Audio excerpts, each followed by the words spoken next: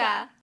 Today we're here with Tenderoni, your drag king's favorite drag king, and star of the upcoming TV series King of Drag, premiering June 22nd on Revry. We asked the King of Drag to give our dog a makeover and then spill the tea about their key to confidence, their upcoming premiere, and the secret to being a true diva. In celebration of Pride Month, 20% of the funds raised on this video will go to the Queer Trans Project, a Black and trans-led organization that funds free gender-affirming kits and flight assistance for access to gender-affirming care at no cost to access the healthcare folks need. The link is in the description and bio. Be sure to share this video with your friends and family. It's time to present the outfits to Mocha. So we have Chapel Bone. Ooh, nice. I like the pink. Very sapphic. Option 2, Madame Mocha. A little croissant, a little Frenchy. You know what? But be careful with horizontal stripes because they're not always flattering. Option 3, Sir Barksalon. Only fitting, seeing that she's going to be dressed by a drag king, that she's royalty now. Exactly. Is that real fur? Cover your ears. The winner is going to be Pink Pony Club Special. Come on, it goes with the stroller and the pillow. Come on, Mocha. Listen, every king needs a sidekick, and today it's Chapel Bone. Come on. She's singing. Pink Pony Club. Tenderoni's made history across the world globally. Now we're taking him on a boat with us. The catch? We only have enough time till we make it to the other side. One ride, one take. Welcome aboard. Thanks for joining us. Hi, thank you for having me. I love boats. So we have to know, what is your drag origin story and what inspired you to start? My drag origin story is that I love drag since I was a young kid. My favorite movie is The Birdcage, also To Wong Fu, and that was my introduction to drag. I'd never seen a drag king before until I moved to Chicago, and the first ever drag king I saw was Dusty Balls. Go check him out online. And when I saw him performing, I was like, wait, I can do that, and the rest is history. To Wong Fu, Patrick Swayze, please. Exactly. What has been your most iconic drag outfit? My most iconic drag outfit is the green outfit that I have with a cape and a cropped jacket. I won Alaska's pageant in 2021 with it. My grandpa has it framed in his house on the wall. He calls it my grasshopper outfit. We have to see it. We have to see it. What's one thing straight people still don't get about drag kings? The thing that straight people don't get about drag kings is that we exist. Straight people don't understand what drag kings are, but that's okay because I'm here to let them know what they are. So it's the opposite of a drag queen. That's it. What song should be banned from drag performances because it's been done to death? Okay, this song should be banned. It's called This Is Me. Because I don't want to trauma dump when I go to a drag show. There's a time and a place for it, but This Is Me is dead. But you will catch me in the corner singing along to it. Oh. Unfortunately, drag kings don't often get the same spotlight as drag queens. Why do you think that is? I just think we're underrepresented in the media and in drag scenes in general. I also think misogyny plays a little bit of it because even though drag is so glamorous and feminine, it's still a boys' club. At the end of the day, a lot of drag spaces are, run by men or people like that. So I think that's why drag kings are not out. But if you watch my TV show, King of Drag on Revry, that's where you can see where drag kings are put in the spotlight. And how many drag kings are on the show? There are 10 drag kings on the show. Amazing cast. Please go check all of them out because they are all the best of the best. We're excited to see it. What have you learned about masculinity through drag that you wish more men understood? How not to be toxic.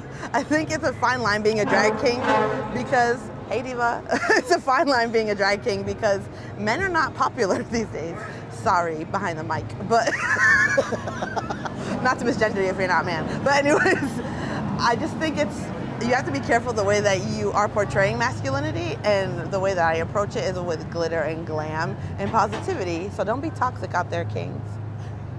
We love Tom, let the record show. Yes, Tom's a my good diva. And what do you wish more people understood about drag kings? I wish more people understood that we are just as entertaining as queens, and we deserve to be in the same places, in the same spaces as queens. We're glitter, we're glamorous, we can entertain, and our time is coming. With the drag bans and anti-LGBT laws popping up across the country, do you feel like performing in drag today is an act of protest or resistance? Oh, absolutely. I think every time we get up and get into drag is an act of protest. Even existing as a drag king is an act of protest. Existing as a woman in this country is an act of protest. But I take my job seriously, and taking up space where it should be taken. And hopefully the times will change soon, because it's not cute right now at all. Okay, again. Exactly. And so we want to know what you do outside of being a drag king. What fills your cup? Listen, I am a huge pop culture TV nerd. I love watching TV, staying at home. I'm an old lady when I'm not in drag. So when I'm at home, I love taking in documentaries. I love watching 90s TV. I love watching true crime, but when I'm by myself, I get scared, so I have to make sure my girlfriend is home. Because if I watch a true crime thing and I'm like, I'm scared, every noise in the house scares me. But I just love to intake as much content as possible. I know it sounds weird, but I love it. What are some of your favorite 90s shows? A lot of my favorite 90s shows are Ricky Lake, Sally Jesse Raphael. I love 90s talk shows. I watch them on YouTube all the time. I also really love 90s thriller movies like Fatal Attraction, Indecent Proposal, just all those Michael Douglas films where he's being a bad boy. I love all those. Michael Douglas, interesting choice, but I respect it. How do you protect your mental health during this time? Therapy. Listen, having a therapist is a privilege. I am lucky to have. I also turn off social media once a week and just focus on me, myself, and I. Being a drag performer is weird. It's almost like you have two identities that you have to protect. So when Tenderoni time is over, click, it's my time. So that's how I protect myself. Tell us about a time when you realized your performance meant something special to someone in the audience and made you realize why you perform. I'm so lucky that I get to travel and perform, and some of the times that it feels very special to me is when I go to small towns where they don't really have a drag scene or they don't have a drag club, and it's a once a year type of event. My favorite is Juneau, Alaska. They actually have a really cute drag scene there with a lot of drag kings. And every time I do a show there, I've done it twice, it just means so much to me because they wait a whole year just to see drag. They have a big show, it's called Glitz, and it's a big blowout, and everyone always comes up to me and they're like, you're so inspiring, I love seeing you, and it's it just really warms my heart when I do that show, because I'm not a lot of people, people who live in the city, they take it for granted that you can go out and see drag any night of the week here, and there, people have to wait a whole year to see drag. It's probably really beautiful in Alaska, too. Oh my God, yeah. And they always take me whale watching. I went to a glacier. There was 20 hours of sunlight there when I was there. It was kind of creepy, when you go out at midnight and it's like this. That suit in 20 hours of sunlight? Oh my gosh. It's giving Aurora Borealis. It's giving Edward Cullen in Twilight. Exactly. Northern Lights. It is giving Northern Lights. I love it. Oh my gosh. That's on our bucket list. Do you have any self-care tips for creatives out there? Maybe to do with imposter syndrome or putting yourself out there if you're scared to perform? Yeah, my tips are, don't be afraid to be ugly. I feel like when I first started doing drag, it was a lot less pressure. I feel like now everyone wants to look perfect immediately when they start doing drag. But I feel like that era of not being so polished and not being so perfect or afraid to be perceived was so much fun. Don't take yourself too seriously. At the end of the day, we're just dressing up and being a diva. I feel like a lot of queer people feel a difficult time feeling confident, especially confidence to be yourself or dress yourself, How did you feel like you overcame that and decided to just fuck it and be who you were? I don't know, that took a long time for me. I think being in drag you kind of put on this armor where it kind of lets you be confident because you're like, wait, this is like a costume. It's like not myself. It's like a security blanket, you know? And, you know, another thing that helps me a lot, I'm not wearing them right now, is sunglasses. Sunglasses, if you have stage fright or if you're not confident, if you notice a lot of my performances, I start off wearing sunglasses because I'm so nervous when I look out into the audience, and then I'll take them off in the middle of my performance because I'm like, okay, I'm confident now. It's definitely, you turn it off and you turn it on, but the confidence, you kind of build it over time. And honestly, if you are nervous, that just means that you care. So I'm always nervous. Even before this, I was nervous because Mocha is a diva. Two divas, one boat, please. Exactly. If you could talk to your younger self, what would you say to them, and what would they be proud of you for? Come out the closet faster. I didn't come out of the closet until I was 20 years old. I wish I did because I have super supportive, loving family. It was way more of an inner struggle than it was an outer struggle. Take acting lessons because once you start doing drag, you're like, damn, I wish I did that. Or theater class or something like that. I would also tell them, you're not so weird. Everybody's like this because when I was younger, I thought it was so weird. And then when I grew up, I was like, wait, all gay people are weird. Is that the truth? Did you collect anything weird when you were young? Listen, I am a huge Michael Jackson fan. So when I was younger, I used to collect everything Michael Jackson. I used to go to school dressed up like Michael Jackson. Like my name growing up was Michael Jackson Girl when I was in school. Because I would wear like a glitter glove and like I had an airbrush jacket with him on the back. And like I wasn't going to school in 1985, I was going to school in 2005. So it wasn't a very popular time for him. But yeah, I have all Michael Jackson collectibles. Ooh, can you do the moonwalk? Definitely. We'll have to demonstrate that. Stay tuned. We gotta see it. That's a bigger fee. No, I'm just kidding. Mocha will be Janet. Yes, that's my diva. What's one area of the queer community you'd like to see the queer community grow? Honestly, I would love to see them like stop harping on each other. I feel like the queer community gets very divided by labels and pitting everyone against each other. At the end of the day, we're all gay. So I think that a lot of online bickering is very bad. There's always some kind of a discourse or a subtweet or a sub-post. And I think we just need to step outside of that and just go back to having fun because everyone wants to put their opinion online. Just talk shit to your friends.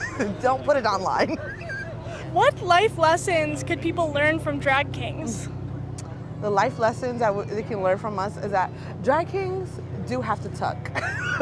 Every time I get into drag, I have to tuck my fupa, and it is not a joke. Also, I think the life lessons that we have is just like being an underdog and like trying to fight your way to the top. We're fighters. We're trying to, you know, just claim our space on the stage next to the queens. But don't forget about the tuck. I've never been in drag, but I'm very curious about it. We'll have to do that next episode. We gotta put you in drag. Next episode, Bridget. Bridget Roney. Let's go, Bridget Roney. Have you ever had a performance go completely off the rails? Oh yeah. So one time I had a performance with this like major cosmetics brand, and it was like a corporate event, 600 people in the room, all these like international guests, and I was supposed to push someone in a cake onto the stage, and the person in the cake was also a famous drag queen. And we didn't get a chance to rehearse the actual part of pushing the cake out. And when it came, the people were asking me, like, can you do a fake out where you just like put the cake on stage and then we're gonna bring it back? Which was not a part of the original performance. But it happened, and they're like, okay, just bring the cake out. And they had these workers pushing the other side of the cake. They pushed it so hard, they pushed me off the stage. And I fell off the stage. And I was like, oh my God, I was wearing like the most sparkly outfit, fell off the stage, and then I tried to climb back on the stage, and I couldn't. I looked like a little kid trying to get out of a pool. It was very embarrassing. It was probably my most embarrassing time that's ever happened to me. Were you okay though? I was okay. I banged my elbow. It was fine. We did the performance after. It was still fine. What was the performance to? What song? It wasn't even a song. It was just like a fake out on the stage. I can't leak too many details because I don't want the people to know who I'm talking about. Do you have any pre-show rituals or any superstitions? I don't have any superstitions, but my rituals are I sit down in my mirror, moisturize, wait for that to sink into my skin because I'm very bad at skincare. So my girlfriend's like, make sure you moisturize before you do your makeup. And I put on a true crime podcast and I start doing my makeup. I have to have something in my ears. I don't know, I have this weird thing about doing my makeup in silence that gives me so much anxiety. It's the same way. Shout out to your girlfriend for getting you into skincare. I'm trying to get Bridget in. She wore sunscreen today. We're getting close. As a mask, I feel like I was never taught how to do skincare. Exactly. You know, listen, I am so feminine in drag, but I'm masked out of drag. And it's like, I can put all this makeup on, but when I'm out of drag, I'm like, I don't know how to do like a regular face. Makeup's hard. We need mask help. We need more mask people to help us with makeup tips. Please. That's why we have our girlfriends do our makeup. Exactly. As a diva, who's the biggest diva you've ever met? Mocha. And that's the tea. That's the tea. So what's next for you? Listen, I'm part of this groundbreaking project called King of Drag, the first ever televised drag king competition series. It's on Revry TV. Don't forget to look it up. It's a free app. It's like Netflix, but gay and free. It premieres June 22nd at 8 p.m. CST. There's 10 kings competing. Check me out on my social so you can see the full cast. It's the first of its kind, and it's going to be amazing. Mocha will be watching. Mocha's a guest judge. Mocha's guest judge. So we've got to know, how would you rate Chaza Matcha? Listen, this is my first time ever having matcha, and I'll give it 5 paws because I almost drank the whole thing, and I never had it before. Hopefully I don't get a stomachache and poop my pants.